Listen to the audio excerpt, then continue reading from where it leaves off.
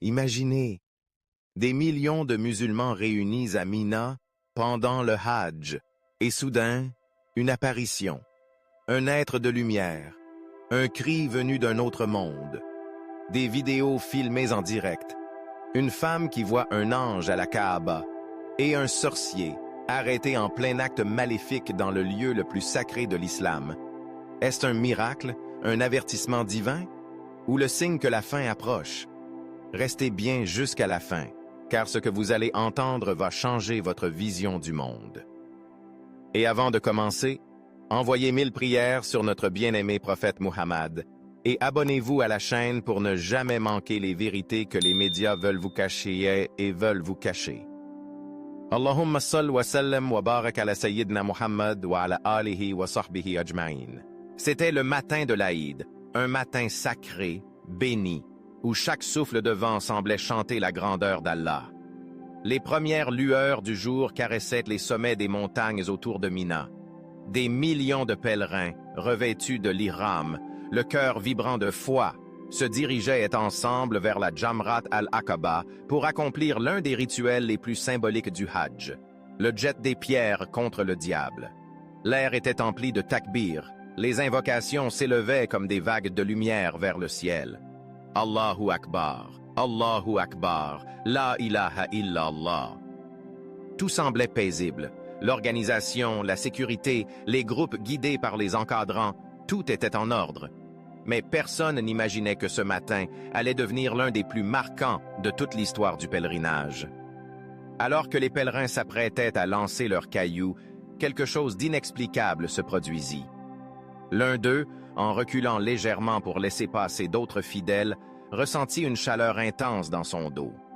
Pourtant, l'air était encore frais. Il se retourna, pensant que peut-être quelqu'un avait fait tomber quelque chose de brûlant, mais ce qu'il vit figea son sang. Un fin filet de fumée ou de vapeur blanchâtre s'élevait au-dessus de la pierre massive de la Jamra. Ce n'était ni feu, ni brouillard, ni rayon de soleil. C'était autre chose. Une lumière presque surnaturelle, douce mais écrasante, émanait de la pierre.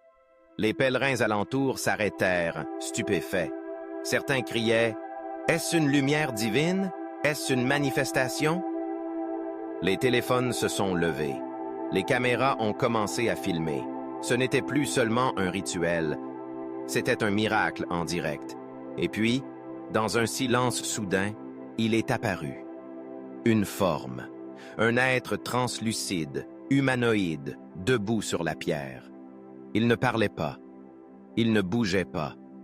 Il regardait les pèlerins comme s'il connaissait chacun d'eux.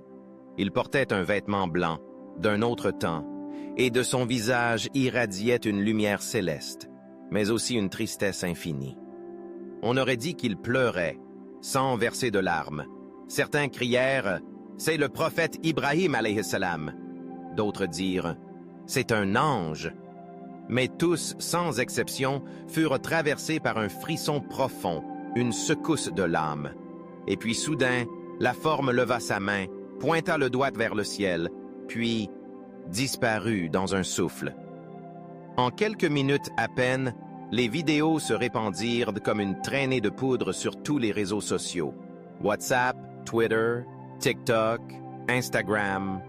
Partout les gens partageaient les images de ce phénomène mystérieux avec un seul titre. Apparition d'un être de lumière à la Jamra. Miracle ou avertissement. Des dizaines d'angles de vue, des ralentis, des zooms. Dans une de ces vidéos au ralenti, un détail glaça le sang des spectateurs.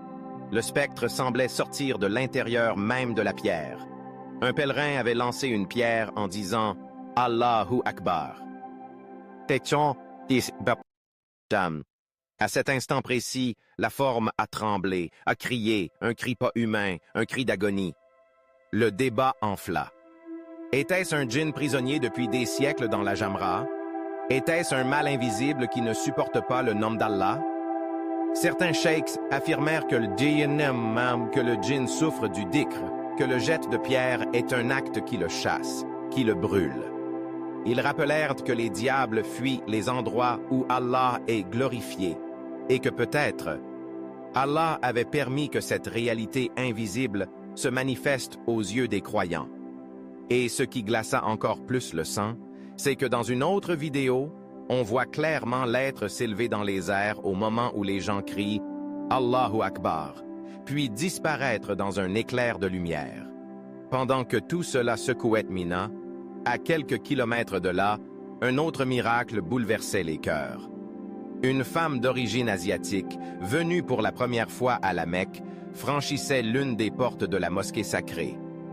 Dès qu'elle posa ses yeux sur la Kaaba, elle poussa un cri déchirant et s'enfuit en courant, apeurée, perdue, bouleversée. Beaucoup crurent qu'elle était possédée. Un vieil homme saoudien, calme et pieux, s'approcha d'elle et commença à lui réciter le Coran à voix basse. Peu à peu, elle se calma. Ses larmes coulaient sans fin. Et soudain, elle parla en arabe fluide. « J'ai vu une lumière immense sortir de la Kaaba. Un ange est descendu du ciel. J'ai eu peur, mais ce n'était pas une peur humaine. C'était la puissance, c'était la beauté divine. J'ai senti tous mes péchés partir. Je ne suis pas malade.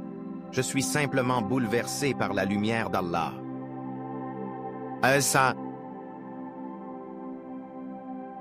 Ce même jour, un autre pèlerin photographia la Kaaba depuis le toit de la mosquée. Il voulait juste garder un souvenir. Mais en regardant sa photo plus tard, il faillit lâcher son téléphone. Sur l'image, une forme blanche, transparente, immense, avec deux ailes déployées au-dessus de la Kaaba. Comme un ange, majestueux, entouré de lumière.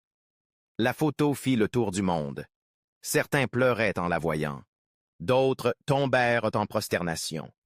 Le titre qui s'imposa, « Un ange descend sur la Kaaba pendant la prière d'une femme pieuse. Est-ce un signe de la fin des temps? » Et ça Quelques heures plus tard, les services de sécurité furent alertés. 2 personnes, un homme et une femme, rôdaient autour de la Jamra depuis plusieurs jours. Ils semblaient attendre quelque chose. L'attitude était suspecte. À leur interpellation, l'horreur éclata. Dans leurs bagages, les forces de sécurité découvrirent des amulettes, des contrats écrits avec du sang, des cheveux noués, des symboles sataniques. C'était de la sorcellerie. Pratiquée au cœur même du lieu où l'on chasse le diable. Les pèlerins assistèrent à la destruction des objets. Les papiers furent brûlés. Un cheikh lut le Coran à voix haute. Afa hasibtum annama khalaqnakum abathan. Et à cet instant, une puissante bourrasque de vent surgit, balayant les cendres, comme si quelque chose de mal avait été expulsé. Et comme si cela ne suffisait pas, un autre scandale éclata le même jour. Un homme fut arrêté en flagrant délit de tentative de sorcellerie dans l'enceinte même de la Kaaba. Il essayait d'enfouir un sac contenant des objets maudits sous les fondations de la nouvelle extension du haram. Interrogé, il tenta de soudoyer un garde avec une énorme somme d'argent, mais le garde refusa et livra l'homme aux autorités. Le mal avait essayé de s'introduire dans la maison sacrée, mais Allah l'en empêcha par ses soldats invisibles. Ce jour-là, les cieux et la terre ont parlé. Un être de lumière est apparu à la Jamra. Une femme a vu un ange descendre sur la Kaaba. Une photo d'elle lumineuse a émerveillé le monde. 2 sorciers ont été arrêtés. Le diable a été humilié, expulsé par des millions de croyants criant le nom d'Allah. Ce jour-là, Allah a montré à ses serviteurs qu'il protège sa maison, qu'il écoute les prières des pieux, qu'il répond aux cœurs sincères et surtout, qu'il n'abandonne jamais ses alliés. Partage cette histoire. Écris en commentaire. Allahumma salli wa sallim wa barak ala Sayyidina Muhammad. Et souviens-toi, la vérité invisible finira toujours par se dévoiler à ceux qui ont la foi.